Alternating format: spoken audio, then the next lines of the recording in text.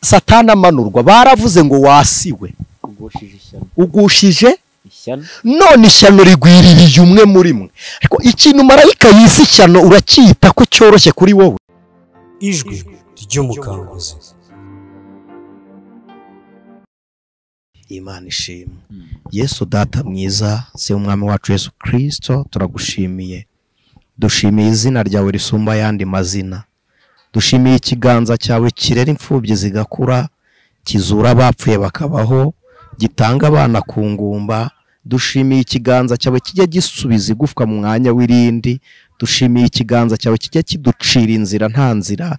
Dushimiye ikiganza cyawe kiduha umucyo igihe cy'umwijima kandi kikavuba imvura yo kugira ngo umwero w'ubutaka uboneke. Dushimiye Imana isumba byose, uduhaye uyu mwanya kugira ngo twongere twature impamvu y'ibyiringiro by'abizera, tuganire na bene data impamvu yo kuba turindiye kuvuga ku ijwi ry'Imana, kandi duhugurane kugira ngo hatagira n'umwe wubaka ku bitari urufatiro yibwira ko ari rwo. Ndakwinginze mwami Yesu kugira ngo ushyire ku mutima wacu icyo ushaka ko aba bantu bakurikiye umwanya w'ijambo ryawe bumva, aba aricyo natwe duha. Tugushimiye kubw'izina ryawe none niteka ryose Yesu Kristo, amen. Amen. Imana ishimwe cyane. Imana ihimbaza. Abantu duherukana mu gice cya kabiri cyo kuri kwibera mu idini cyangwa se cyo kuri kw'idini. Turimo turavuga ukuri kw'imisenyo cyangwa se kw'amasengesho akorerwa mu idini. Uyu munsi cyo nakita igice cya gatatu tugiye gukora iki kiganiro, navuga ko ari igice cya kabiri cy'igice cya kabiri n'ubundi. Yego, kuko twavuze ukuri kw'imisengere mu idini, ariko uyu munsi numva nifuza ko twaza kuganira, nubwo hari nk'utuntu tubiri nifuza ko twaza kutubwiraho.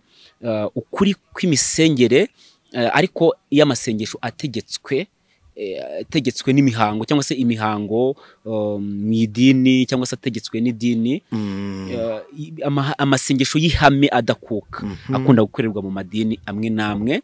Ikindi cya kabiri tukaza kuvuga ku maturo n'ibyacumi byo mu idini, kuko nako ni ukuri abantu bagiye babaza ngo amaturo. Yego. Ariko numva twahera kuri kw'imisengere ariko kw'amasengesho. Ubusanzwe abantu barajya batwihanganira nibumva hari aho tugiye hahamanye nuko bashakaga kumva, barajya bihangana. Ariko igihari gusenga twabonye ko ari inzira y'umukristo, kuko Imana yumvira muri Kristo Yesu. Noneho ikindi cya kabiri, amasengesho y'umukiranutsi agira umumaro iyo wa mukiranutsi asenganye umwete. Hari uburyo twabonyemo umuntu asenga, nigeze nabona muri comment babibaza, barabajije ngo gusengesha imirimo nukugira gute? Ko gusenga nukuramya, kuririmba nukuramya, no gutura nukuramya. Gusengesha imirimo nugukorera imirimo y'urukundo ku bandi bantu. Apana gusenga by'amagambo gusa ku musozi cyangwa mu nsengero bigatuma ibikorwa by'abasenga bibura kuri bene se. Ndavuga mu buryo bwo gufashanya, gufasha imfubyi, abapfakazi cyangwa se n'abandi bakeneye ubwo bufasha. Hanyuma rero isengesho, tutaravuga ku isengesho ry'imigenzo cyangwa imihango, gusenga ubwabyo abantu bazi ko ari ukuganira n'Imana, ariko tujye dutanga n'umwanya, kuko abantu bamwe baganira n'Imana bavugana nayo, bo bakayibwira ariko bakava imbere y'Imana bo batumvisha ijwi ryayo.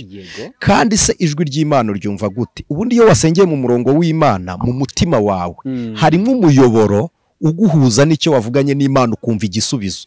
Niyo waba utumvishijwe, hari n'igihe Imana iceceka igasubirisha ibikorwa, kuko hari ibisubizo burya mu buryo butatu. Hari hoya, tegereza na yego.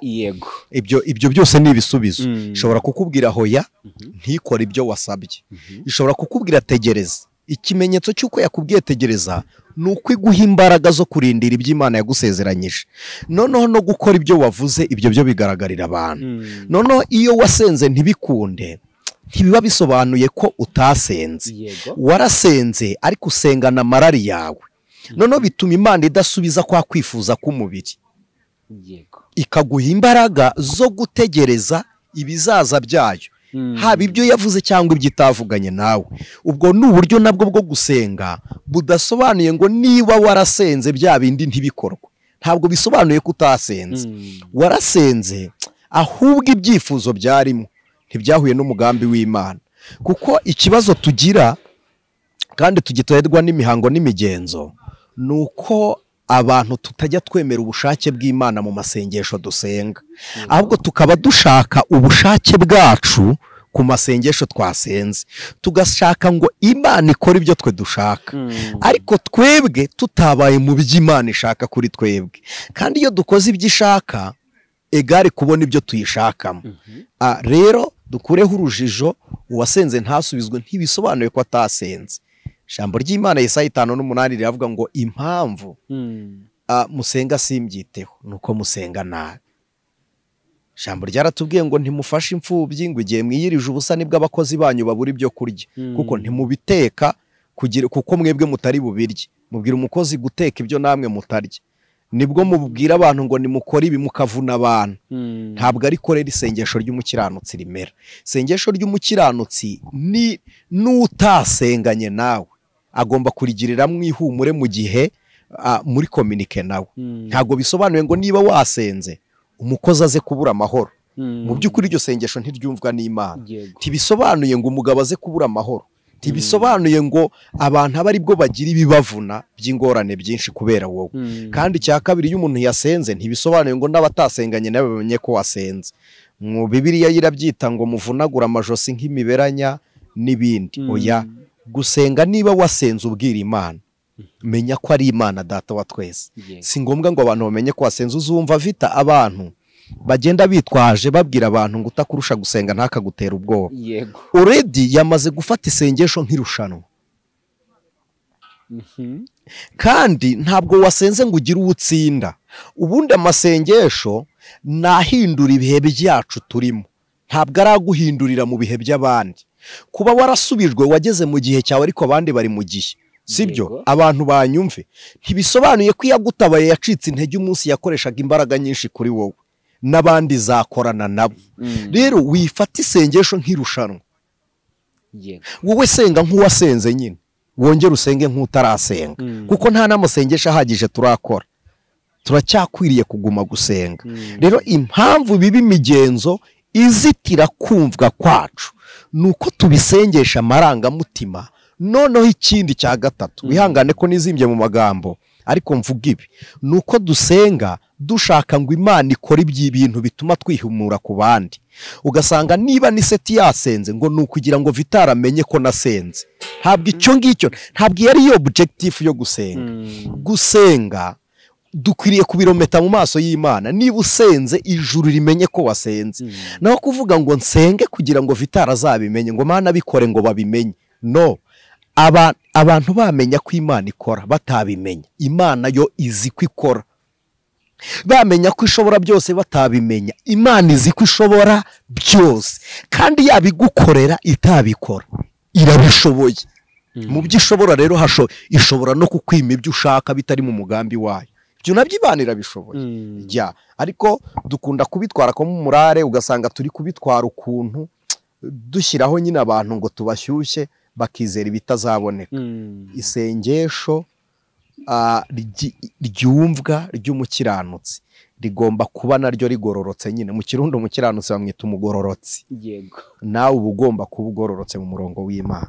Imana ibaha umugisha.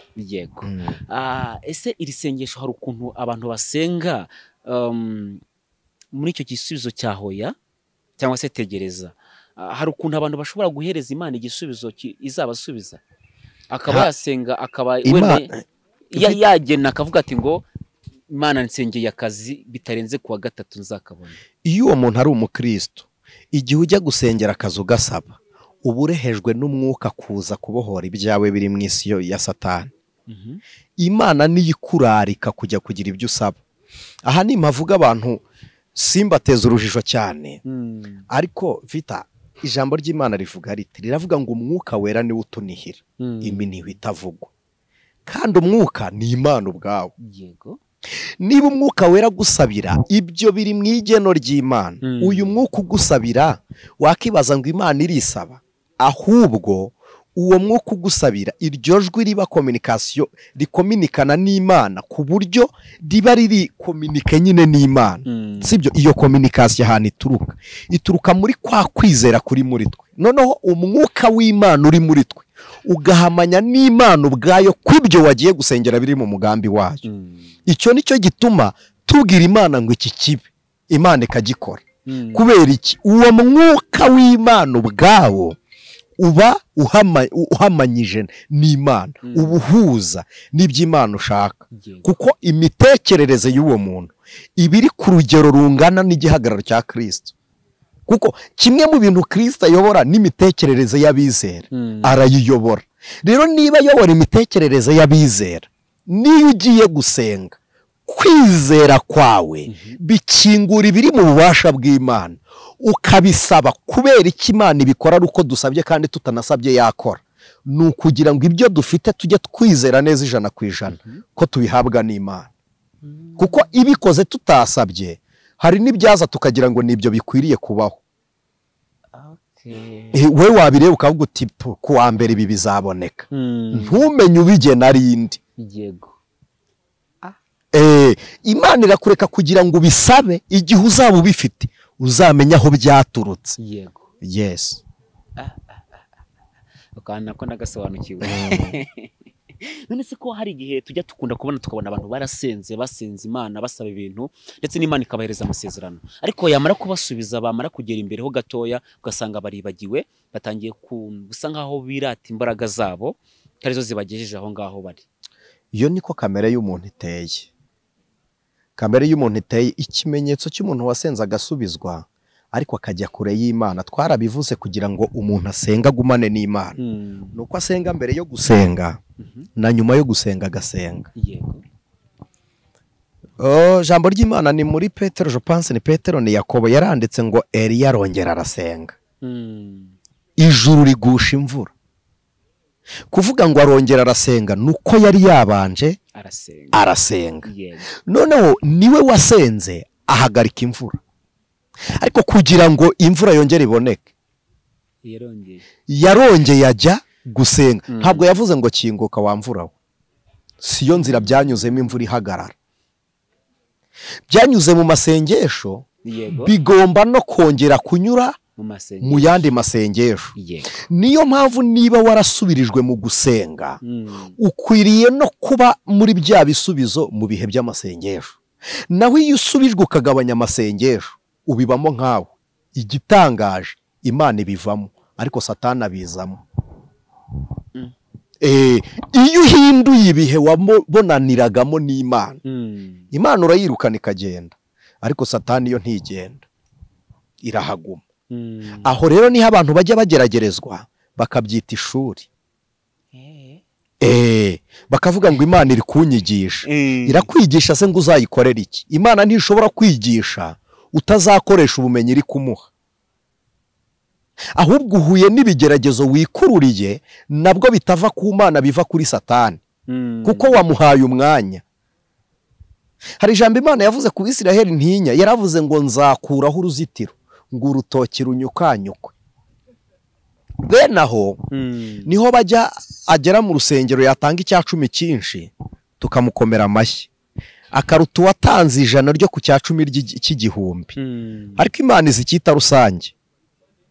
Uwatanze miliyoni sibyo y'10. Ubwo miliyoni y'10 ni muri miliyoni zingahe? Ubwo ni 10. Ugakuramo imwe ukayitanga. Angana n'uwatanze 100 ryo ku gihumbi. Ariko kuko twebwe imifuka yacu n'ibiseke bitubukiwe n'ubwinshi bwuzanye menshi, turubaho watanze menshi, ariko imbere y'Imana barangana. Bene uwasigara rero wasenze yabona ibibaye akagira ngo ni mu mirimo ye, asigara n'icyubahiro akura mu mirimo akora mu idini, ariko icyubahiro cy'ubusabane bwe n'Imana kivaho. Asigara ameze nka cya gikire cy'ikigenge kirutwa n'umukene wubaha Imana. Noneho ikintu gitangaje ni iki rero, niyo afashe mikoro bene uwagiye kwigisha abwira abantu ngo nimutange 10 mubone umugisha. Niyo atanze 10 abazi ngo Imana iramukubira ibingana n'ibyo atanze. twarabisobanuye. Icya cumi ntabwo kizana umugisha ungana n'uw'amafaranga utanze, kizana amahoro mu byo usigaranye. Ntabwo icya cumi gituma niba ngo utanze icya cumi cya miliyoni ngo haraza izindi miliyoni, babigishije nabi barababeshye. Ahubwo kizana amahoro n'umutuzo cyangwa se guhirwa muri bimwe urimo, sibyo? Kuko ubufashe mu byo ufite, ibyo nabyo ni ukuramya Imana, ugakoresha ubutunzi uramya, ubwo nabyo bwo bugera mu ihumure, kuko bukorera Uwiteka. Yes. Ntabwo byoroshye ni hatari. Hanyuma nkibaza nkavuga ngo muri aya masengesho y'imigenzo hari amadini amwe namwe tubona mu by'ukuri abakristo cyangwa se bo basenga kuri uwo munsi wategetswe. Wenda tuvuge nk'urugero ku isabato.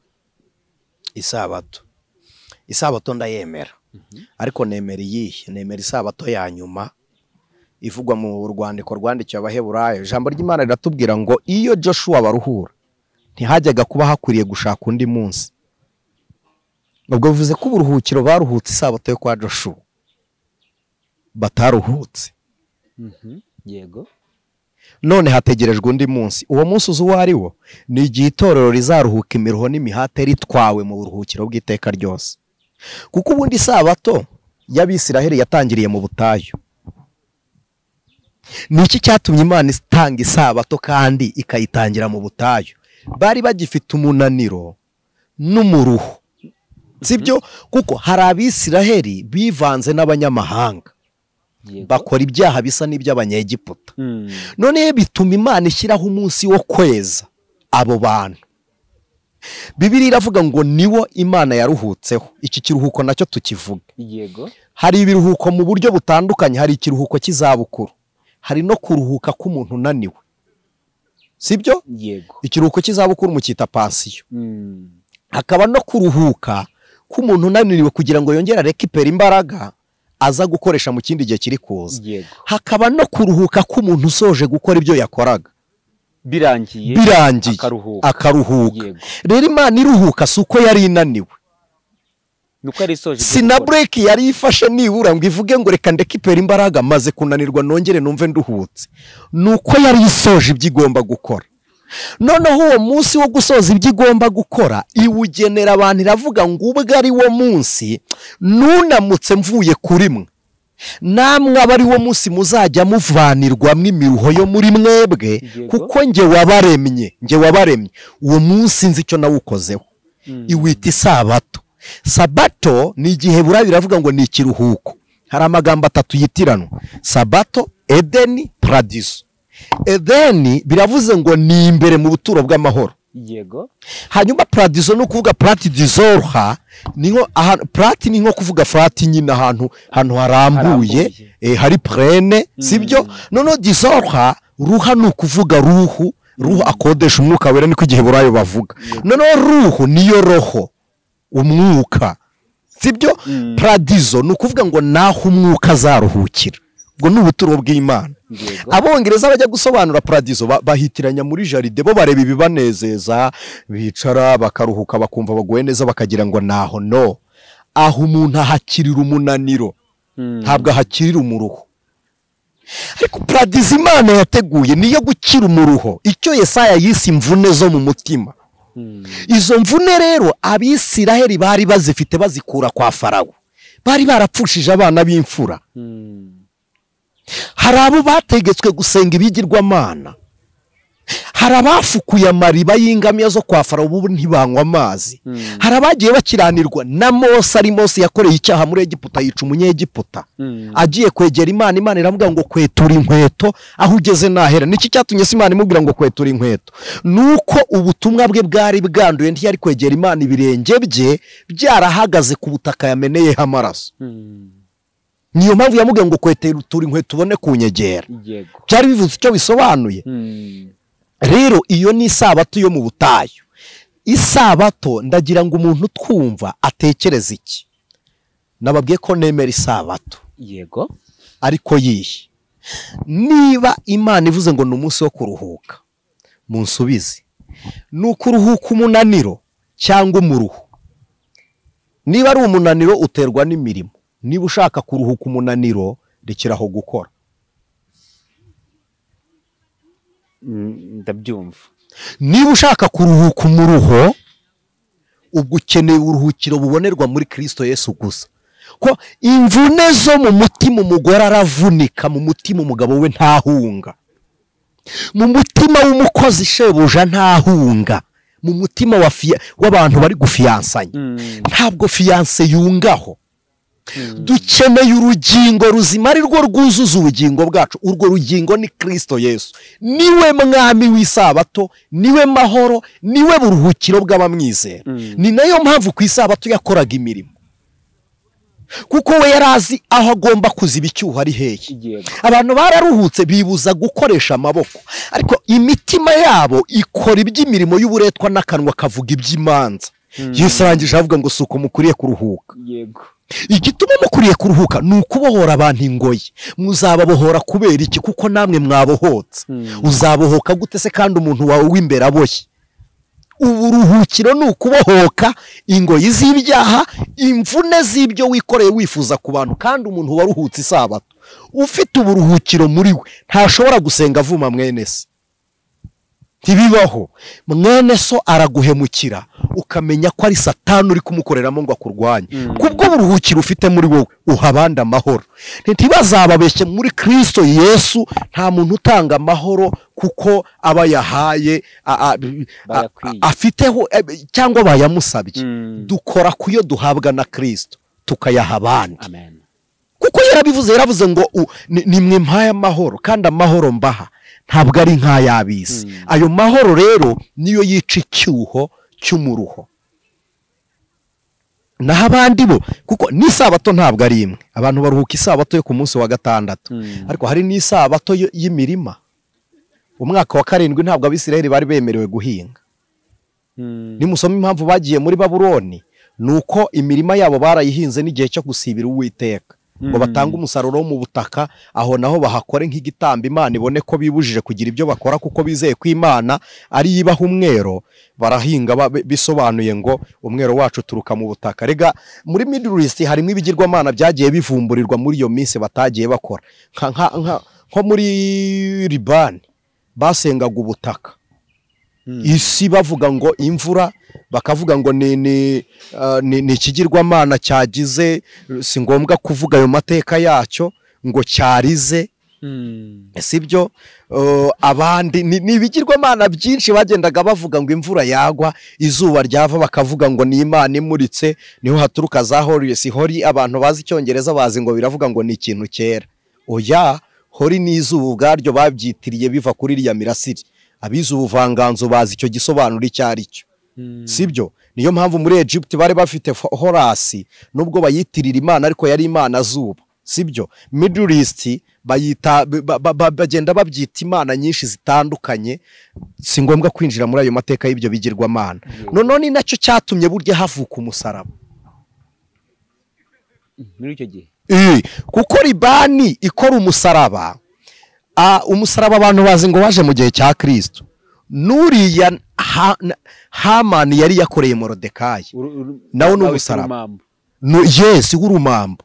Hakaza n'umusaraba abatemwe de Jehova bavuga, bakuboheraho amaboko bakayobohera inyuma, igiti kikanyura hagati yawe n'umugongo n'amaboko yawe. Mu Kinyarwanda aho iyo bakuboheye amaboko inyuma nta giti kije mu tubyita kandoye, ku buryo agatuza kaba kareze wanyuza mu rwembe kagahita gashwanyuka. Uwo nawo n'umusaraba, kandi na Gorogota yarahabaga. Hakaba n'umusaraba uteze nk'amaboko, ari wo bashyizeho Kristo n'abari abajura. Uriya n'umusaraba w'ibirangirire. Impamvu muri Roma ifata umusaraba, muri iyo misaraba yose iwufata nk'igihano cy'iterabwoba ku bantu banze kuyiyoboka, ikabikorera aho uwo muntu abambwe, aho azwi kuruta ahandi, akaba ariho bamubamba kugira ngo bahahamure n'abandi batekerezaga nk'uko uwo babambye atekereza.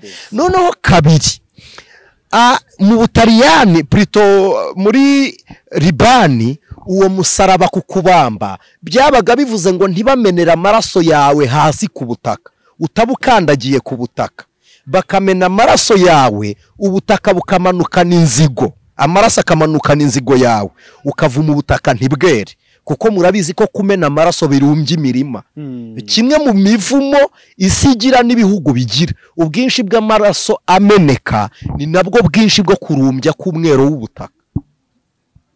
Kuko amaraso y'Abeli amaze kumeneka, Imana nibwo yabwiye Adamu, nyuma amaze gucumura, Adamu amaze gucumura, igitambo kimenetse, amaraso ameneka y'igitambo, Imana yabwiye Adamu ngo uzajya urya uko wibishye icyuye, uzajya uhinga aho kugira ngo hamere ibyo wahinze, hamere amatovu. Ko Bibiliya ivuga. Urumva ngo abandi bazahinga basarura, inzabibu zizasarurwa n'abandi. Ibyo rero tutabitinzeho, Libani iravuga ngo ubwo uyu muntu tumubambye, amaraso ntameneka kandagiye hasi, mujye mumumanika hejuru. Isiraheli yo rero kuko yari ikolonijwe na Roma, kubamba byari bivuze ngo uyu ni ikivume, namanikwe ku karubanda. Noneho hari abo babambaga bayireba i Yerusalemu, bivuze ngo hareba uri gupfa, bisobanuye ko utazongera kubonesha intebe ya Mesiya n'amaso yawe, bisobanuye ko utazongera kugera aho Imana ivugirwa n'ibirenge byawe, bisobanuye ko utazigera wongera kugera ku ntebe y'imbabazi, pfa uri kureba aho iri ariko utayegereye imbere ngo waturirweho imbabazi. Byabaga bivuze ko ari ikivume. Ariko Yesu we bagiye kumubamba, baramuhindukije baravuga ngo atavuma i Yerusalemu, bamurebesha mu mahanga. Ni naho yavugiye aya magambo, aravuga ngo namwe abarushye n'abaremerewe, kuremererwa twikorejwe imitwaro y'ibyaha bya basogokuru. Ni ijambo Yeremiya yavuze mu maganya, yaravuze ngo ba data bakoze ibyaha ntibakiriho, ariko twebwe twikoreye ibicumuro. Umutwaro Kristo ari kudutura avuga abaremerewe ni uw'ibicumuro kavukire. Noneho kabiri, abarushye noneho muze, ni umuruho dutewe n'ibiri muri twebwe, mbaruhuri. Niba koko mwemera uburuhukiro bubonerwa muri Kristo, nsubiza nawe umbajije ku isabato, haruhuka umuntu urushye cyangwa haruhuka umuntu urushye, cyangwa n'uwaruhutse arakomeza akaruhuka? Unsubize, ninde uruhuka? Mu magambo make, haruhuka umuntu urushye. Haruhuka umuntu urushye. Niba tugifite uburyo turuhuka ku munsi runaka, bivuze ko nta buruhukiro turabona muri Kristo Yesu. Igitangaje rero, kalendari y'Abayuda bahawe isabato siyo kalendari turi gukorerwaho. Bivuze ko iyo mwita isabato atariho ku isabato. Nyine nanjye ubwo birantangaza ko tudahuza iminsi na Yes, bivuze ko aho twita isabato atariho ku isabato.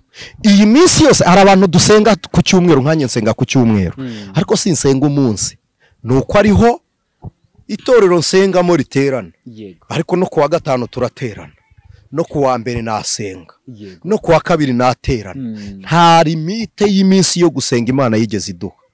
Itegeko ryo gusenga nuko ijambo ritubwira ngo musengeshe umwuka wera iteka ryose, kandi mu buryo bwose bwo gusenga. None tuganire ku isabato, ku muntu uruhuka isabato. Ijambo ry'Imana riratubwira ngo ntihagire umuntu ukora urugendo rurenza aho umuntu yatera ibuye. Ariko kugira ngo abantu bajye no gusenga hari abatega amamoto cyangwa imodokari, ubwo n'ubu yangije. Noneho ikindi cya kabiri, isabato nta muntu wemerewe kuragira mukumbi we, sibyo? Kuragira umukumbi we. Ariko se abantu baruhuka isabato bafite amafamu, abashumba ntibajya gutema ubwatsi? Tuganire. Abakozi baruhuka isabato bakora, umukozi yaba akora muri leta yaba akora hehe, ahemberwa iminsi ingahe? Ntahemberwa 30 igize ukwezi? None se kuki adakuramo iminsi 4 y'amasabato yo muri uko kwezi yaruhutse? Kandi bitemewe ko winjiza ikintu, ukora ikintu kikuzanira inyungu. Ko kantu nako kari mu logique. Erega twe gutera imibare Imana izi ubwenge. Urumva, Imana izi ubwenge. N'amaduka akwiriye gufungwa. Niba yafunzwe, abo mwagujije amafaranga yunguka kuki mudakuramo inyungu yo kwisabato?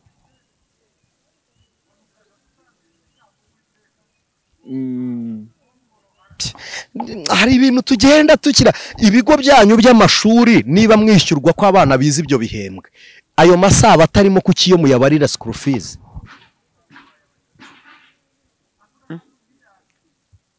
Ntabwo ari ko isabato iruhuka. Gusa turayikora kuko niko umugenzi uri. nta kundi. Isabato nemera ni uburuhukiro itorero ririndiriye ku munsi wo gutaha kwa Kristo, kandi ubwo ruburuhukiro nibwo Yohana yavuze ngo Yesu niyerekanwe tuzahindurwa duse nawe. Sibyo? Aravuga ngo ufite ibyo byiringiro yiboneze nk'uko Kristo nawe aboneye. Nuko nemera isabato. Muri make ntabwo isabato iraba. Ntabwo umunsi w'isabato uraba. Isabato ya nyuma ntabwo iraba. Ni igihe Kristo azatwara itorero. Hanyuma isabato ya none ariyo nemera, nuko amahoro y'abizera ari muri Kristo Yesu, ariho ikiruhuko kiri. Yes. Kandi n'uyu munsi isabato Imana yaruhutse iracyayiruhutse. Impamvu idahagije rero iyo yatanzwe ku munsi, nuko Imana yiruhutse abaruhuka isabato bakiri mu zindi ngorane n'ibigeragezo byo mu isi. Imana rero iracyatwikiriye ubwiza bwayo mu cyumba cy'ahera hahera. Niyo mpamvu ishusho y'Imana itazwe izagaragarira muri Kristo Yesu, kuko niyo mpamvu ijambo rivuze ngo ntabwo uko Yesu ntarahishurwa ntarerekana. Yes. Imana umunsi iziyerekana nibwo tuzagira amahoro masa. Abayehova bo bajya babivuga neza ngo ingwe n'inzoka birisha hamwe, ingwe n'intama birira mu rwuri rumwe, agahene kanyura mu mugana w'imbwa biri hamwe, nta kibazo. Umugana ni ubwinshi bw'imbwa. Yego. Ja. Turacyari kukuri kw'imisengere cyane, amasengesho ategetswe n'imihango cyangwa se amasengesho y'imihango. Hari abantu basari cyangwa se basenga nk'uko twe tubyita mu mvugo yacu. Iswara. Batera iswara. Ni gutora iswara. Gutora. No gutora iswara. Kuwa gatanu.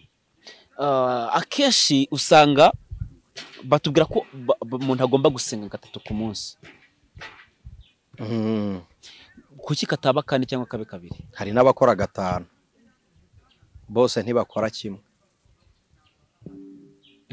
Erega ihame mubona ngenderwaho rya Islam ni iryemerwa na Maka, ariko harimo n'andi masekte atemera iryo shingiro, ariko akemera Maka nk'ahantu hatagatifu, kuko niho Muhammad sallallahu alaihi wa sallam yashinze urufatiro rwo kwizera, mbyite gutyo, kuko niho Kaba iri. Kaba nibuye yahashyize. Niyo mpamvu bagomba guhuriraho. Ayo masekte yose niyo yaba adahuje ukwemera, yose ahurira kuri Maka, kuko niho hari ishingiro ry'umukurambere wa Islam.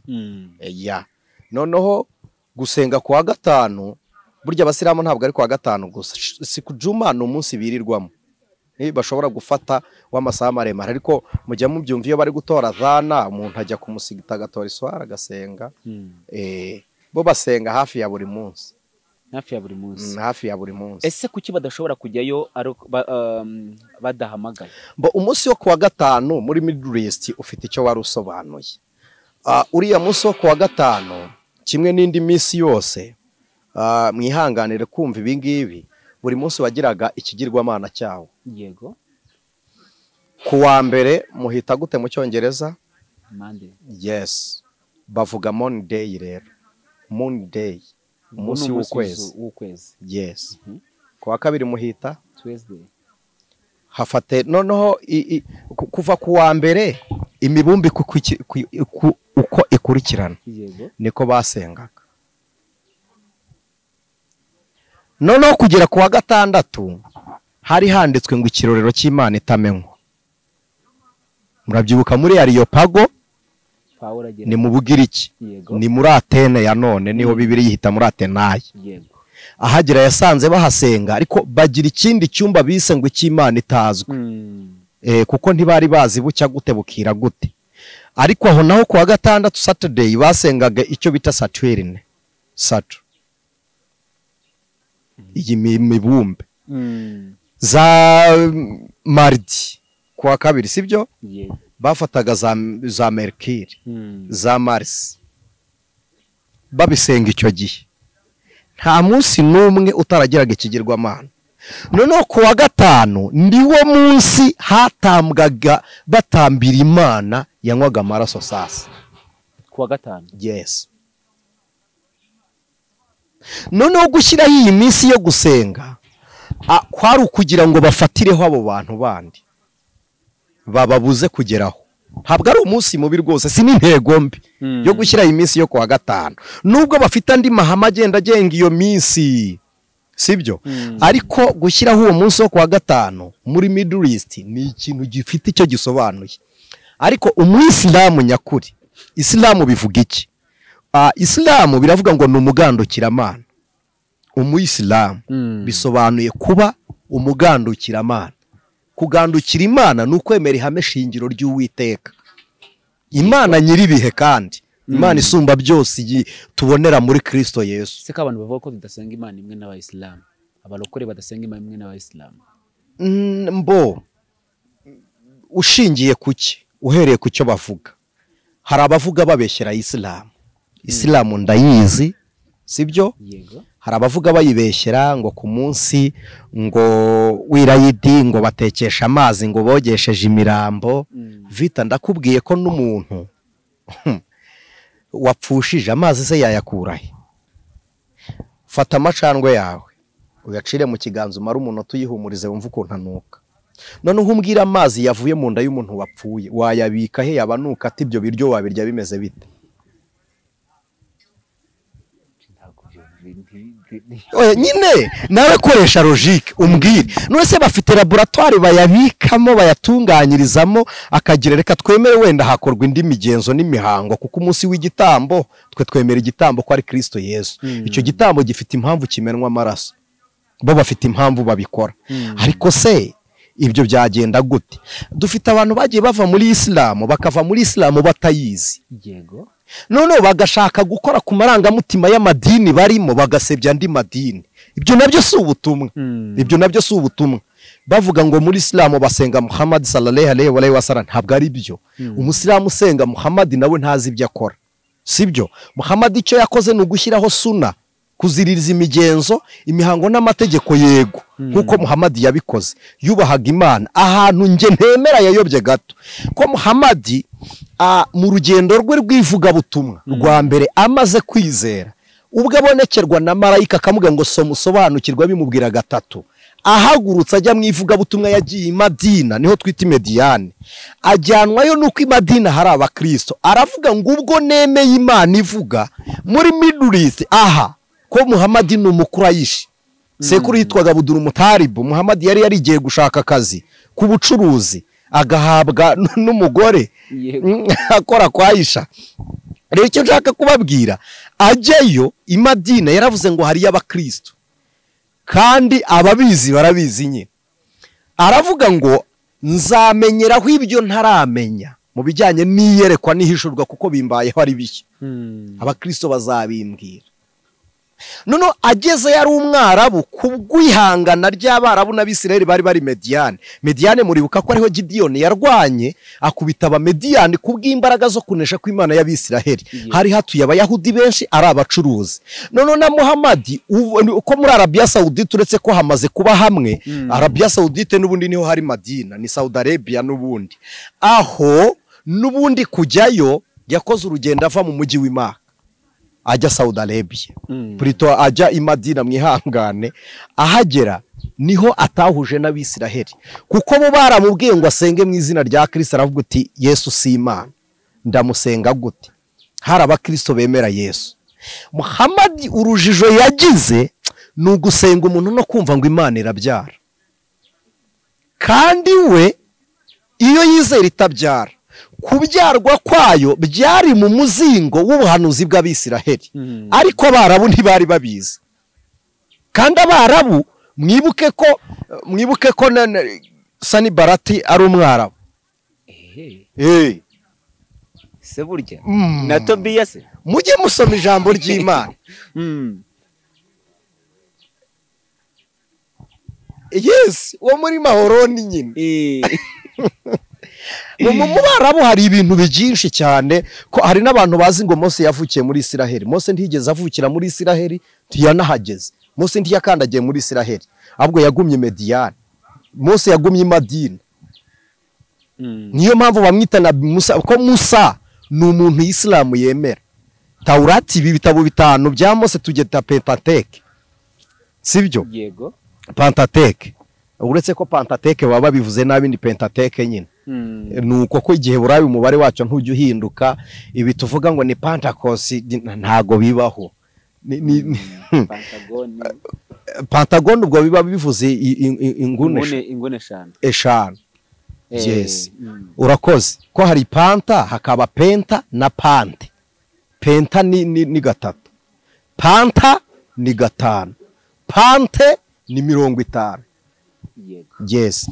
Iyo babihindura rero barabicurika ko aho niho ntibihinduka. Rero kuvuga ngo barasenga Muhammad sibyo yavuze.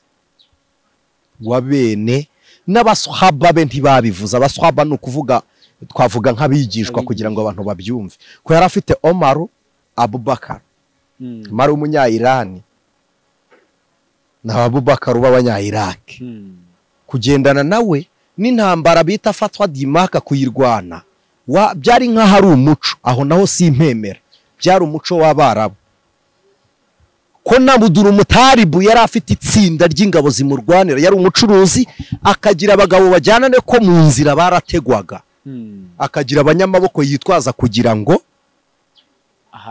ahanyuraho ngaho na Muhammad afata itsinda ryari iryase akreye igisirikare. By the way Muhammad yakreye igisirikare abazi fatwa dimaka yari intambara itoroshye ajya kurwana afata umujyi w'Imaka kandi ababizi muri histoire nubwo babihisha Islamu yabaye guserura ubukristo ko Islamu yatumye ubukristo bugaragara ko Katolike yari yarahisha ubukristo. Abantu benshi bazi ngo ni Martin Luther watumye ubukristo bugaragara. Islamu yakubise bararwanye kuko buri dini aho ryafataga ryahinduriraga abantu rigashyiraho itegeko ry'umunsi rero kugira ngo abantu baterane uwo munsi. Hanyuma kuvuga ngo abasenga ku cyumweru batubwira ngo Sunday ni umunsi w'izuba. Impamvu bawise umunsi w'izuba ntabwo ari uko basengaga izuba, nuko hari muri Revolution Française abantu bize histoire barabizi hari iminsi bamenyemwe amaraso nukuri ku cyumweru izuba rikava ku wa gatandatu ritavuye. Bamenyera umunsi w'izuba nkuko abantu bamaze kumenyera ngo kuri Ascension kujyanwa mu ijuru rya Bikira Mariya ngo imvura iragwa bakabyita nk'umunsi w'imvura. Byari bitewe n'ibihe by'ikirere uko ikirere kiboneka kandi abize geography muri astronomy niho biri byimbitse byinshi ntabwo iminsi inganya amasaha. Hari icyo twita muri equinox cyangwa ekusi. Ekusi ni ukuvuga egari sibyo. Nox ni nuweca. Nuweca ni iginike Espanyol ni ijoro niho dukura nuwi cyangwa night y'ijoro. Ni iminsi tuvuga ihwanya amanywa n'ijoro bikaba binganya amasaha. Aho rero niho havuka mu munsi tujya tubona mu kwa kabiri tukabona hagize amatariki 28 ahandi hakagira 29. Ukwezi kumwe kukagira 31 ukundi kukagira 30 bituruka aho ngaho. Ariko umwaka wose ukagira amezi 12 bituruka nanone burya ku miterere y'amatsinda y'inyenyeri 12 azengurutse. Abize astronomy barabizi ibingibi sibyo. Rero ibyo byose aho bigenda bituruka ni ibintu bagenda bafatikanya babihuza n'ibiki. Ariko uko kwezi nabwo atansiyo kuko iyi Salafini mwezi Ramadani ababizi ndabizi ko babizi Ramazani n'umwana w'umwami waririrwaga iyi minsi 30 twitiye igisibo. Sibyo. Ariko kandi kabiri mu nyumve ndabivuga muri ubu buryo byumvwe nabi Imana ikanguriye kubyumva. Niyo mpamvu tubabwira iminsi itegetswe kuko bene bo bazi icyo bayitegekeye. Iyo Salafini twise mwezi Ramadani ukwezi kwa Ramazani. Ramazani ninde wayi mwezi Ramadani wayi atari mwezi swara basi umunsi wo gusenga. Kuki atari ukwezi kw'amasengesho hitumenya ngo Ramazani nta gihari basi kwita ukwezi kwa ukuremwe imigenzo n'imihango. Niba ugishaka gutora iswara muri Islam kuramwe imigenzo n'imihango yo mu idini wowe usenga ukwawe. Habamwe n'ibihagararo by'amajoro hari ibintu abantu benshi batazi sibyo. Ariko vita ndabivuze nigeze mbivuga umukristo umwe arampamagara arambwira ngo ntukajye uvuga ngo iki ngidini rya mbere nkunda kwisi ntago bimbajije ariko ni Islam. Umbajije ngo idini ry'ukuri ni irihe nakubwira Islam kuko ni idini ry'ukuri. Ariko umbajije itorero ry'ukuri nta na rimwe nzi. itorero ry'ukuri ni Kristo, ariko idini ry'ukuri ni Isilamu. kubera iki? Idini yita ku bakene, Isilamu yita ku bakene. Nta munsi abarokore mugira mujya mufasha imfubyi n'abapfakazi, ariko Isilamu irabikora. Sibyo? Nta musilamu sonza by the way, ari ku nzira hari umusilamu ucuruzaho aragenda akarya, iyo nayo ni sadaka mujariya, ugaburira umukene. Sadaka mujariya ni ukuvuga ituro ritibagirana, urumva? Ariko ibesha ujye ku murokore urebe, aragutera ikofi. Ngaho se ntiwasonza nuko uri umukristo ugiye kwa shehe ukamubwira ngo ndashonje arabiguha. Ushobora kubisikana na pastor ari gusohoka mu rugo akakubwira uti subiri nari ngiye mu materaniro, ariko nta musilamu ujya gutora iswara asize umuntu ushonje.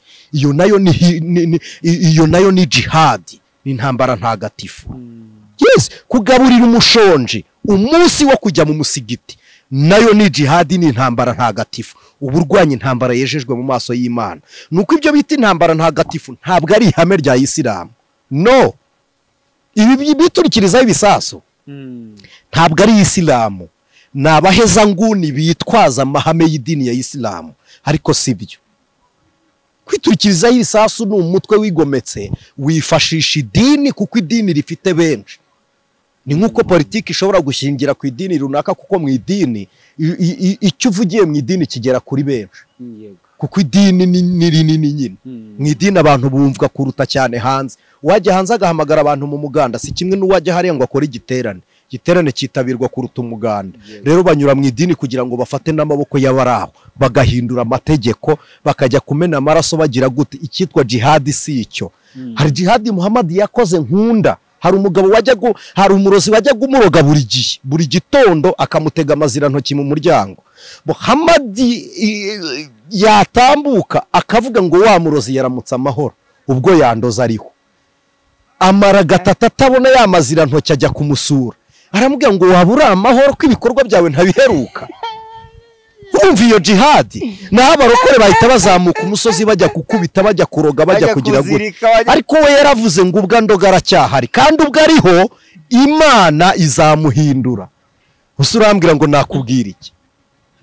Ikintu ntemera kimwe cyonyine ni ukuyoborwa n'umwuka no kumva Imana ivuga. Shiste ibyo byose biri mu mwuka, no kwemera Kristo nk'umwami n'umukiza. Ariko ndayikunda.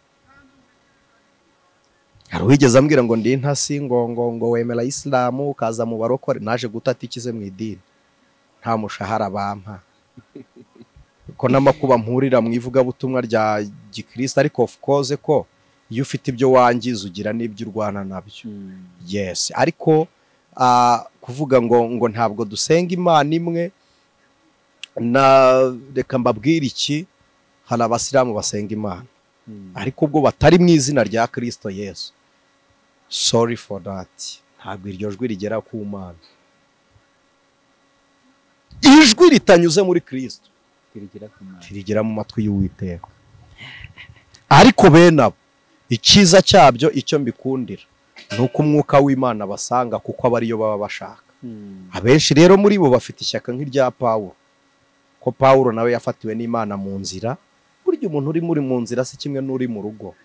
Kuri bisi umuntu hategerereje bisi wayibuze si kimwe n'uri mu rugo nawe utarayibona. Kuri bisi yaza ukinjira, ariko uri mu rugo asigaje urugendo ruza rumuzana kuri bisi. Ya.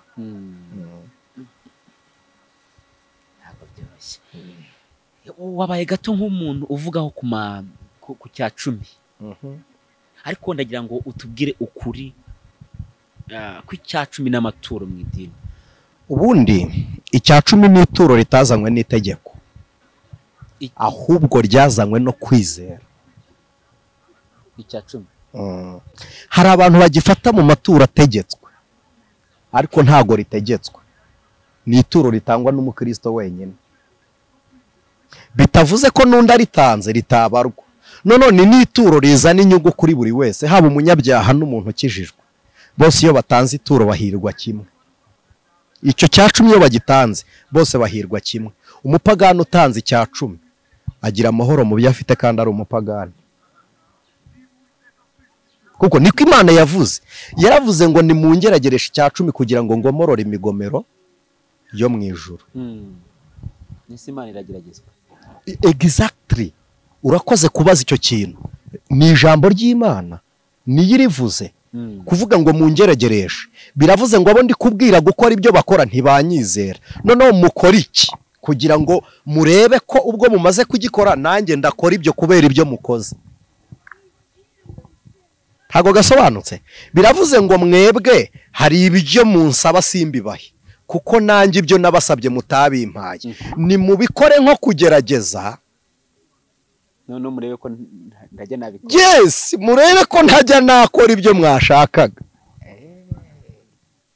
Yari bitegetse n'abaguye. Iki gihe Imana ivuga ngo mungeragereshe icya 10. Si mu gitabo cya Maraki? Yego. Uzi iyo periode Abisirayeli bari barimo, bari batangiye gutanga ibitambo by'ingurube. Bagatamba ibitambo bihumanya mu maso y'Uwiteka.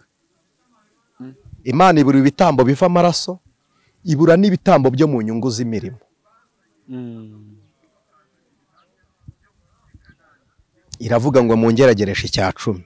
Rero iyo ikivuga kwa Maraki ntabwo ari bw'icya 10 cyari kigiye gutangwa. Icya 10 cyatangijwe n'uwitwa Melkisedeki. Uzi ukuntu Bibiri imwita ngo ni umwami w'i Salemu. Salemu bisobanura iki se? Amahoro. Nicyo cyatumye Yerusalemu bayita Yerusalemu, El Salemu, Imana y'amahoro. Jerusalemu, Yahwe Salemu. Ni nazo ndamukanyo z'Abisirayeli, nayo ndamukanyo yari ya Christo. Yesu yavugaga amahoro y'Imana abe muri mu. Salamu aleikum. Yego. Niyo ndamukanyo salamu aleikum ni icyarabu. Icyarabu kiva ku cyaramaya, kandi cyaramaya ni n'ururimi rukoreshwa aho ngaho, ni ndamukanyo nyine. Urumva umwami w'i Salemu afata icya 10 Prito agihawe nande na Abrahamu, abikoreye ko yizera. Iryo ni ituro ry'uwizera. Va kuri ibi abantu bavuga ngo icya 10 ngo ni icy'abashumba gusa. No, Abrahamu yari atarasengerwa, nta n'idini yagiraga, nta naho yasengeraga. We yizeraga Imana. Ibi tujya tubabeshya ngo amaturo y'umutima ukunze, ay'umutima wanze nayahese. Ni ibintu dukereya kiriya cya 10 bita ari amaturo bavuga ngo nay'umutima ukunze, yari cyari giseke cyo gufasha abakene. Ibisi ubundi by'amaturo yo gushima ko mubizi. Ibiseke 10 tudafite igifasha abantu batishoboye na kimwe,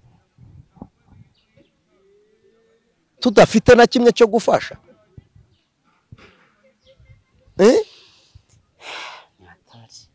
Icya 10 ni na Yakobo amaze kurota, ni naho hubatse umusigiti. Igitangaje, umusigiti w'Imaka wubatse aho Yakobo yaroteye.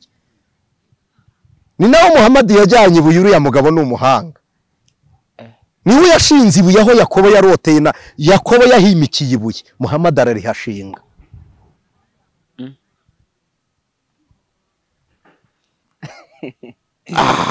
Yaravuze ngo nanjye uko umwaka utashye nzajya ngo iki cya 10 cy'ibyo nongotse.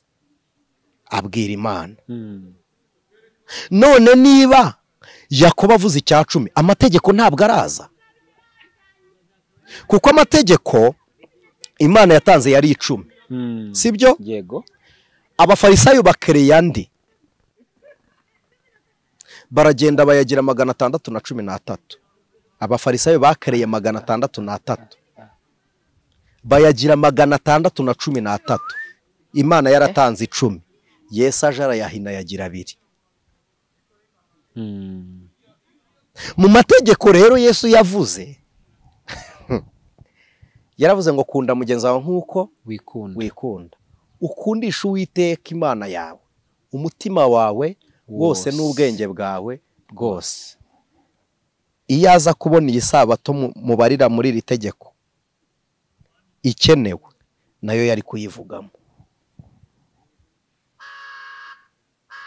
Ntabwo yari kureka kuyivuga, kuko niwe mwami w'isabato. Mu bintu bigeze muri bingahe byatumye Yesu apfa, bamwica. Yapfuye kugira ngo aducungure, ariko bamwiciye iki? Baravuze ngo yita umwana w'Imana. Icya 2 ngo ahinyura isabato agakora ku isabato.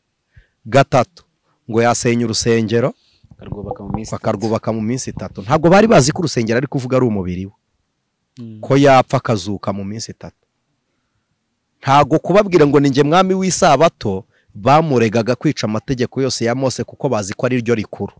Kandi uwanditse yaravuze ngo ucumuye kuri rimwe muri ayo mategeko yose abamaze kuyacumuraho. Kandi Bibiliya ntivuga gucumurira, avuga ngo usitaye. Hari usitara bishaka se? Usitara utabishaka.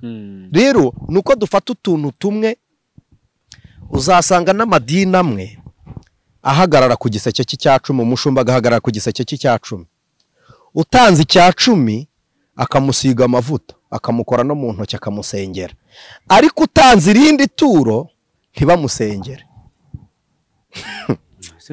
Ariko njye narumiwe. Kandi Imana yaravuze ngo mungeragereshe Icyacumi n'amaturo. Bo bakuramo Icyacumi gusa. Uzi impamvu? Nuko Icyacumi gishobora kuba cyinshi bitewe n'ibyo umuntu yungutse. Noneho amaturo ugatura iryo ushaka. Barareba umwe w'Icyacumi.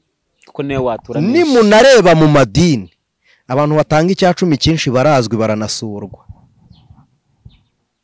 Baba no muri benabo ubashyira no muri komite y'iterambere ry'itorero. Mukanya watubwiye ngo iki Cyacumi kiri muri Malaki, ngabisere bari bageze nk'igihe batamba ingurube. Batambaga ibitambo bizira. Hanyuma bituma Imana ibabwira ririya jambo. Ngibaza ngo kuki inono iki Cyacumi cyambutse kikaza mu isezerano rishya kandi Yesu ataranagishyize muri aya mategeko. Mu mategeko ntiyigeze akigishyiramo, ariko ukunda Imana wese arayiramya. Kandi kuramya harimo no gutura. Yes, kuramya umwami. Reka tubishyire mu Kinyarwanda. Yego. Kuramya umwami babyita gukeza. Apana guceza. Gukeza. Yego. Sibyo? Umwami reka tuvuge iwacu mu Rwanda yatangaga imbuto. Yego. Abantu bafite imbuto zavuye ibwami iyo basaruraga bafataga umwero bakagarura imbuto ibwami. Bivuze ngo babandi badafite imbuto ntibazayibure nyibitsi wanjye, nabo umwami azafate kuri ya mbuto abaheho. Icyacumi nacyo ni imbuto iza kuziba icyuho cy'inzara y'abandi bameze nkawe. Niyo mpamvu gikora umurimo wo kumara inzara abakozi b'Imana. Ariko kubw'amadini noneho aho ni simbakira murampitana, baragikreye bakigira icy'izina rimwe, pastori gusa. Donc bakigenera pastori gusa, ariko sibyo. Bibiliya ivuga iki? Iravuga ngo ubwo dusangiye igicaniro n'umurimo wo ku gicaniro dukwiriye gusangira n'ibyo ku gicaniro. Aho niho Roma yakereye amazina akenshi akoreshwa muri Adventiste cyane. Kwa Adventiste ishinzwe n'amahame menshi Roma yagiye izana. Bamwe muri bo batanazi. Ko niba Martin Luther yarabwirije Mirera agakizwa, Adventiste ubundi Advented ni biravuga ngo nabategereje. Yego. Bategereje iki?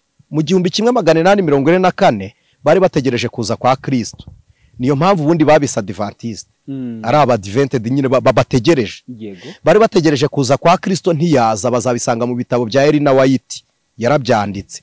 Ataje barahindura aravuga ngo ntimuzongere guhanura muvuga kuza kwe, ahubwo yinjiye ahera harira ngo guca urubanza. Niyo mpamvu wumva bavuga ngo turi mu gihe cya Laodikiya. Laodikiya ni Laos and Diakewo. Iyo Diane iva kuri Dani yo guca urubanza. Ko Daniel biravuga ngo Imana ni umucamanza wanjye. Noneho Laos ni nko kuvuga umuntu rewo. Yego. Ni naho Kiya ubundi ni Imana, Laodikiya. Kiya ni Imana, ni igitaki n'igiturikiya. Abantu bari muri Turikiya badukurikirana barabizi. Niho ya telefone babikura ngo Nokia, biravuga ngo nta Mana ibaho. Nokia. Yes. bivuga ngo nta mana ihari. Ibi bintu bari kugenda bakereya byose biri gutegura ukuntu bashaka gukura ubukristo mu bantu. Tuzagaruka kuri icyo kiganiro, uburyo ubukristo buri gutegurirwa inzego zo kwicwa. Batunganya inganda za sinema, Hollywood. Hori biravuga ngo ni ukwera, wood ni igiti cyera bashaka gusimbuza umusaraba.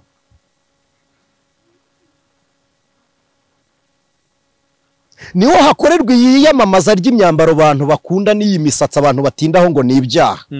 Umuntu wamamaje umusatsi ahawe isoko na Sony, uruganda rwa Sony, n'uwitwaga ubundi Beyonce wa nyawe. Yego. Niwe wamamaje umusatsi abikuye kuwitwa Sasha Beyonce. Niho aba bantuze ba Michael Jackson bakoreye imiziki babonye amabanga ya Illuminati irimo bapfa bicuza bavuga ngo aka gakino karagoye. Niyo ndirimbo ya nyuma yakoze yaravuze ngo nta wakavamo. Ba Tupac Shakur bamenye ibirimo baricujije. Tuzagende tubakorera n'abandi bahanzi ubu baburiwe irengero bari byamamare kuko bamenye amabanga araho. Byose bikorerwaho muri za Hollywood, Bollywood n'ibindi. Zibyo aribo bagiye bakereye iyo mazina yo kugenda tukimana. Niho hagiye havaye amatombora bavuga ngo ni Eri Cave se bisobanura iki? Eri bivuga Imana, Cave ni igiki? Sinzu yo hasi.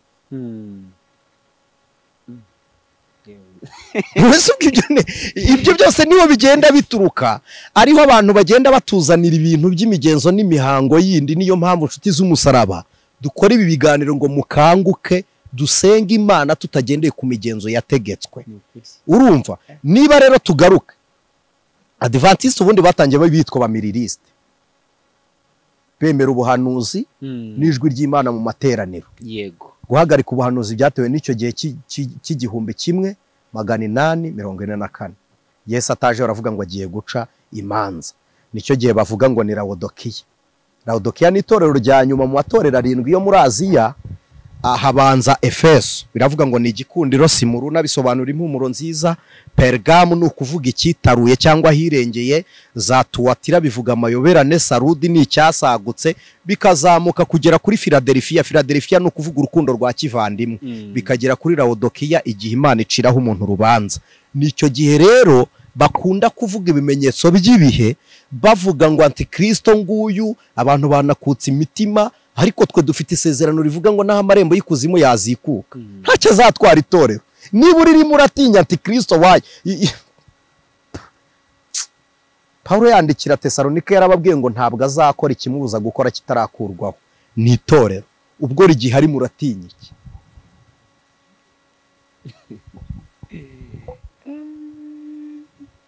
Urakoze. Umuntu avuga menshi nyine kugira ngo dusobanure, ni umukanguzi, ni kugira dukangurane ibitekerezo byacu bimenye kandi twite kucyo tuba twumvisha. Imana ibaha umugisha. Rero icya 10 n'amaturo na amaturo angana iyo ituro ritanzwe n'umuntu wejejwe gusa, kuko iyo utejejwe ukaba ufitanye n'umuntu ikibazo utegetswe kurisiga ukajya kwikiranura ukagaruka ukajya waritura. Ariko twebwe tweza amaturo yatanzwe n'abatejejwe, hanyuma bamwe bayatanze turabatenga. Ikibi cy'umugenzo w'idini ku mafaranga, umuntu utenze ntitumubuza gutura, ariko ntitwakemera gusangira nawe igaburo ryera. Ariko yubatse urusengero twarwicaramo. Urumva iki dini rikora? Icya 10 ni icy'abakozi b'Imana bakora umurimo w'Imana. Reka mbabwire, ndabizi ko ibi bizagira ingaruka, ariko aho kugira ngo nzire ko namenye ukuri nka guceceka, nazira ko navuze ukuri. Umuntu uwo ari we wese ufite ahantu asengera natange icya 10 akijyane, ariko Imana ni kuyobora umukozi w'Imana ngo muhe icya 10. Ibyo birejejwe. Ibyo birejejwe mbibabwiye mutakimpa. Nimushaka ntimuzakimpe mu gihe abandi, ariko ibyo birejejwe. Hari iby'amadini yasibye ku maturo mbibabwire. Eliya yashyirwaga ituro, ariko uyu munsi umuhanuzi babavuna kuzamuka imisozi nta nicyo watekereza. Suko atasengeraga abakene batagira amaturo, Imana ya Eliya yamubwiraga ko ntacyo bafite. Gutura icyo ufite umutima w'ineza no gusengera umuntu nabyo ni ituro si amafaranga gusa. Umwero w'imyaka nabyo ni amafaranga. Ikindi ku maturo twakozeho ikosa ni ugufata umwero watuwe n'abantu tukawugurishiriza mu rusengero. Ubundi biriya byo kurya ntidukwiriye kubibarira mu mafaranga, twari dukwiriye kubikusanya tukabigemurira abarwayi cyangwa tukabiha abashonje, ariko turabikusanya tukabigurisha tukabika amafaranga. Ndabizi biragira ingaruka. Nonese bisa n'ibyo Yesu yirukanye mu rusengero. Uzi impamvu yakubise yirukana mu rusengero? Abakene babaga bari inyuma y'urusengero bagategereza igihe, kuko abantu bageraga i Yerusalemu mbere bagakambika inyuma y'urusengero. Noneho abandi, kuko habaga hari abantu batava iyo ngiyo ngo bazane intama, hakazana abazicuruza. Kuko habaga hari abantu bataziruka ku numa ngo bazifate, hakaba abazizana kuzicuruza. Kandi ntiwari ukwiriye gucuruza inuma wabonye, kuko si we wayiremye. Wari ukwiriye kuyifata wowe ufite imbaraga, ukayifatira umwe udafite imbaraga. Kuko uru rugingo rwa mwene so, niba mugaye ukuguru akaba atagerayo, ukuguru kwawe ni kuzima, bisobanuye ko n'urugingo rwe rukize kubw'urugingo rwawe. None batindaga bazicuruza, abakene ntihagire ubitaho. Yesu ahageze arakubita n'ifeza arazimena. Avuga ngo urusengero rwa data mwaruhinduye iguriro, ariko nuko hari abari bari inyuma batabonaga ibyo bagura, badafite n'amafaranga. Igitangaje, abo bagirwaga ku ntebe ya Mesiya purito y'imbabazi, bakaturirwaho imbabazi, ariko umutambyi ntiyajyaga kubarebera inyuma y'urusengero nibura ngo abarema agatima. Niho hajya hava inkuru abantu bigisha iginsetsa ngo uwavaga i Yerusalemu amanuka agiye, ariko ngo umutambyi amunyuraho. Ngo ibaze ngo n'umutambyi yamuciyeho. Ubundi se umutambyi yari kumumarira iki ko nawe yari ari kugiye ariko? We yari kumumarira iki nawe ari kugiye ariko? Ari kuva i Yerusalemu, mwese muri guhuririye, ariko uribwira ko yagukorera iki kandi ari kugiye ariko? Ubundi ko umutambyi atagira icyicariye ariko yajyaga. Uzi umuntu wamukijije igitango n'umurewe wamunyuraho. Umurewe ni umunyamategeko, bivuze ngo yagombaga kubanza gukurikirana uyu muntu yazize iki. Amuca harigendera, araca urubanza rutabera gute se kandi ari kumanuka agiye ariko? Ariko biravuga ngo ni Imana ako ni Ashitaroti cyangwa Akubari. Sibyo? Bari kujyayo kureba iki? Anyurwaho n'umusamariya, amugirira impuhwe kuko umusamariya ari mu cyerekezo cy'igiwabo. Ntacyo bitwaye.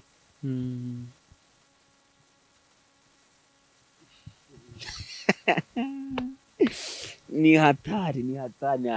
Yes. Hari akantu mukanya umbwiyeho ariko ntambaho confused. Turatubwiye ngo amaturo ni 10 n'ukuramya Imana. Yes. Kandi imbere ho gato yari batubwiye ngo iki 10 cyatangwa n'umukristo cyangwa cyatangwa n'utari umukristo, bose babonera amahoro mu byo basigaranye. Kibaza nkavuga ngo umuntu udakijijwe ni gute ashobora kuramya Umwami? Kandi bimwe yatanze bye bigirira inyungu ab'Imana babyakira.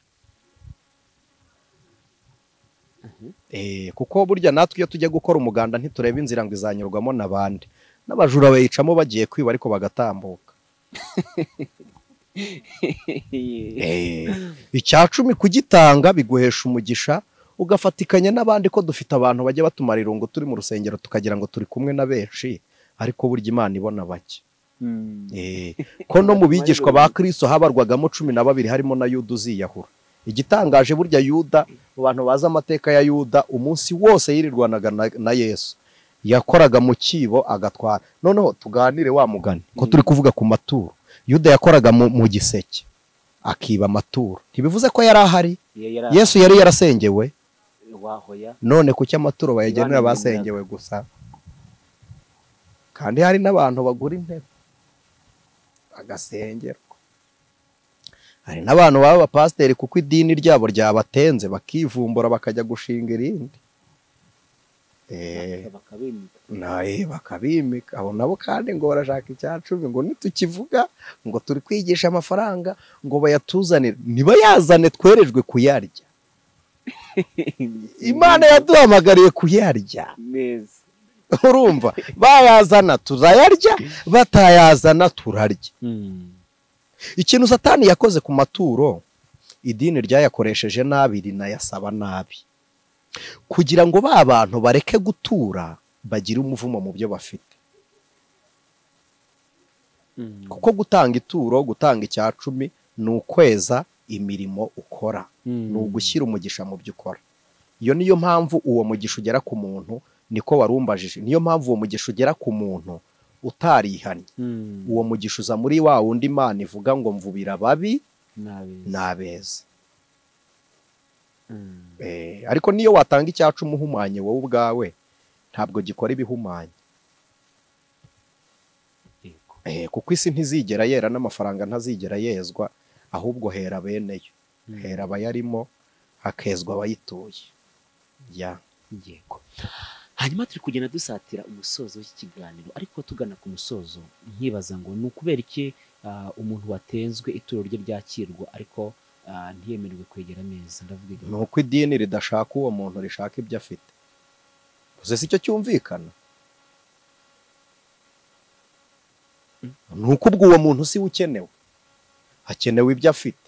Ariko kandi impamvu dukwiriye kumubwiriza ubutumwa ari nawe ukwiriye kugirirwa imbabazi, ni uko uwo nguwo ari we Imana ishaka. None se ubuvita tuvugisha ukuri ko ari byo mbabwira by'imigenzo y'amadini adafitiye impuhwe abana b'ubugingo.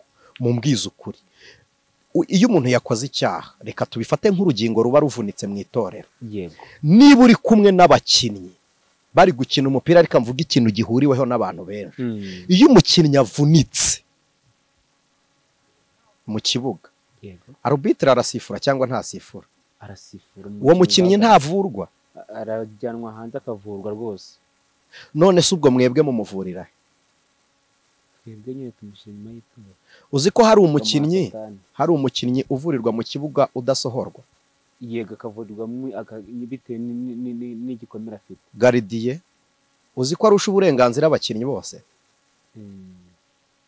Icyo urakizi? Ko we bamushyiriraho iminota iruta y'abandi bakina.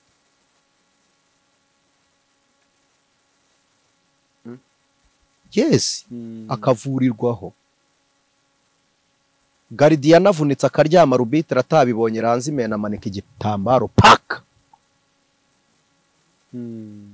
Niba umukinnyi ahabwa agaciro, ari umupira, ari zera, ari kwiruka inyuma, uruhu bapompye bagashyiramo umwuka, moshitu umwuka, abagabo 10 na bangahe 20 na bangahe bagahurira kuri ubwo buso, umwe akubita akagera undi akubita akagera, biruka inyuma ya zero, bagaha agaciro uvunikiye mu kibuga.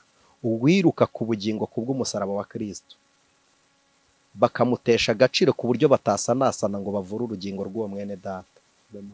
Ahubwo igitangaje uzi icyo ari cyo, bahagarara ku ruhimbi bamusebya, abigisha bakaza kuri YouTube ngo runaka yaraguye aramaze. Ariko amagambo yavuzwe n'abamarayika bari mu ijuru bahagarara imbere y'Imana, mwe mugira ngo ni ikintu cyoroshye? Satani amanurwa, baravuze ngo wasiwe, ugushije none ishyano rigwiririye umwe muri mwe. Ariko ikintu marayika yise ishyano uracyita ko cyoroshye kuri wowe, none rigwiririye umwe ugiye wamufata urajugunya? Ntabwo ariko bikorwa. Impamvu bemera amaturo ye we atemerwa nuko atari wowe ukenewe, hakenewe amaturo yawe. Bivuze ko twatinze mu migenzo kuruta ubukristo. Ari ubukristo umuntu waguye, imbaraga z'abahagaze nuko babyutse uwaguye. Ikigaragaza imbaraga z'abashoboye nuko mufata boroheje. None se niba abantu bananiwe akaba ari bwo mubaca mubajugunya mu maziki, ubugingo bwabo buzazurwa n'abandi. Ibi mwirirwa muvuga ngo umwuka yabasohoye mu rusengero, ninde uzabagarura se niba umwuka baca? Niba umwuka w'Imana yabasohoye bazagarurwa nande? Umwuka yamanuye Yesu aza mu isi, niwe uri gukura umuntu mu rusengero akamuta mu isi guteze?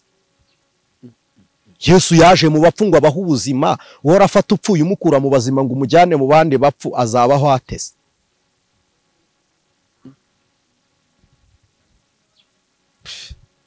Murakoze.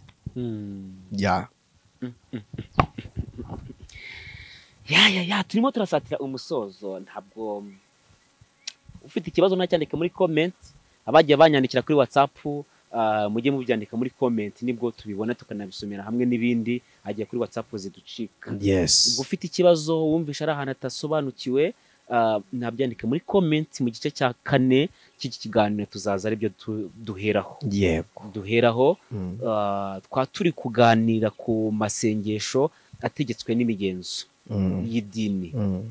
Ariko nge numvishe nasenga ubudasiba. Ubundi gusenga kw'abizera ntabwo dusenga kuko dufite umwanya wo gusenga, ahubwo dusenga kuko dufite umwuka w'Imana udutegeka gusabana n'Imana. Yego. Kuko turi insengero z'Uwiteka.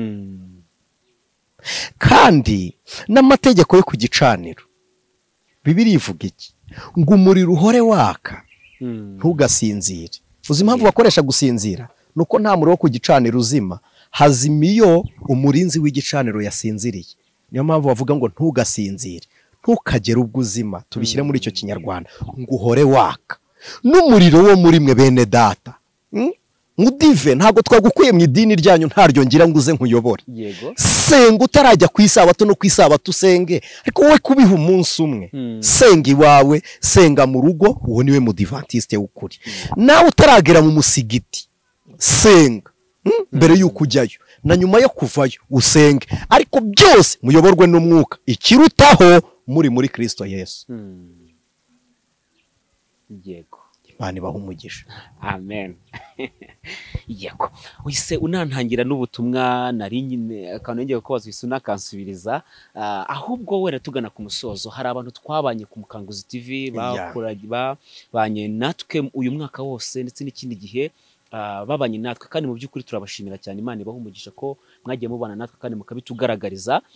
Ariko ndagira ngo ugire ubutumwa umpera aba bantu badukurikirana babana natwe uyu mwaka turimo turawusoza twinjira mu mwaka mushya. Reka dushimire Imana ko twabonye bene data muri Kristo Yesu. Ntabwo muri bake ko tugenda tureba uko ku Mukanguzi TV dukurikiranwa. Reka tubatureho umugisha w'Imana. Wowe wakoze subscribe kugira ngo ujye ubana natwe, Imana ibiguhera umugisha. Nawe ukoresha ya kugira ngo usangize abandi ijambo ry'Imana, Imana ibiguhera umugisha. Kandi nawe wifatikanyije natwe gusenga umunsi Imana yaduhaga amasengesho, Imana iguha umugisha. Wewe wabaye amaboko kugira ngo abadashoboye nabo bagireho ubushobozi, Imana ibaguhera umugisha. Hari n'umuntu twigeze twafasha ku Mukanguzi TV witwa Mariya w'Ibugesera. Hari abantu baduhaye inkunga ya Mariya. Hari n'undi muntu wigeze umbwira ngo genda ugaburira abantu bashonje, ampa amafaranga. Mwese twarabazirikanye. Imana ihoraho, Imana idakiranirwa, ibaha umugisha. Sindi bubabwire ngo uriya mwaka uzababera umugisha cyangwa umuvumo. Mumenye ko kurangira k'umwaka atari ukurangira kw'ibibazo, no gutangira k'umwaka si ugutangira kw'ibibazo, si no gutangira k'umugisha. Gutangira k'umugisha ni ukumenya kwirindira aho ukorera, ukamenya kwirindira aho uba. Kandi gusoza umwaka neza ni ugusoza iminsi yawe ukiri kumwe n'Umwami Imana mu muhamagaro wawe hamwe na Kristo. Reka tubashimire, tubaturaho umugisha w'Imana, kuboko kwiza kwa Kristo kubane namwe, kandi neza y'Uwiteka kubwo gucungurwa kw'abizera ikomeze kuba kuri mwiteka ryose. Abasoje umwaka mubabaye, Uwiteka bahe kwihangana. Hari igihe muzatangira undi mukanezerwa, n'abawusoje munezerewe. Imana izarinda impamvu yo kwishima kwanyu. Bibe bityo ku bwa Kristo Yesu. Amen. Amen. Reka nanjye mu kimbo cy'abantu badukurikira, reka tubashimire kubw'umwanya, kubw'umuhati mwagizeho kugira ngo mudukangure mu buryo bwose. Imana ibaha umugisha cyane, kandi turizera tudashidikanya ko n'ubundi Imana ikomeje kubana namwe, kubaha byinshi byo kugira ngo mukomeze kudukangura n'indi minsi yose isigaye inyuma. Amen. Reka tubinginge mudusengera Imana, ariko mbere ko mudusengera mubanze muduhe nimero ya telefone, nubwo turi buze kwishyira ku kiganiro, ariko hari abantu badasoza ikiganiro cyangwa se batanayumva iyo turi kwivuga, baze kuyibona. Ariko abo bantu badasoza ikiganiro si ngombwa ngo babone telefone, kuko abatagisoje baduhamagara batubaza ibyo twasubije ku musozo w'ikiganiro. Ahubwo ugishoje ayirebe ku mutwe w'inyigisho. Imana ibaha umugisha. Yego. Mudusengera Imana. Mana Data wa twese uri mu ijuru, tugushimiye kubw'ubuntu bwawe. Ijambo ryawe ntirijya rimanukira ubusa. Ibyo wanyujije muri twebwe ubihera umugisha mu babyumvisha, kandi wagura ubugingo bwacu, uduhe kubyibuha rwose twishimira neza kubw'ubuntu bwawe. dusenze kugira ngo uburwayi buri muri bene data bateze amatwi ijambo ryawe bukizwe n'ukuboko kwiza kw'Imana. Usanzwe uzura n'abapfuye, gukiza abazima si byo binaniranye, kandi uhoza abarira, uha umunezero abanyamubabaro, abahitamishijwe n'imitwaro ubaruhure, kiza abantu mu ruho wakavukire, karande mbi z'isi uzikureho kubw'amaraso yamenetse y'Inyabihanga igorogota. Tugushimye none n'iteka ryose kubwawe. Amen. Ijwi ry'Umukanguzi.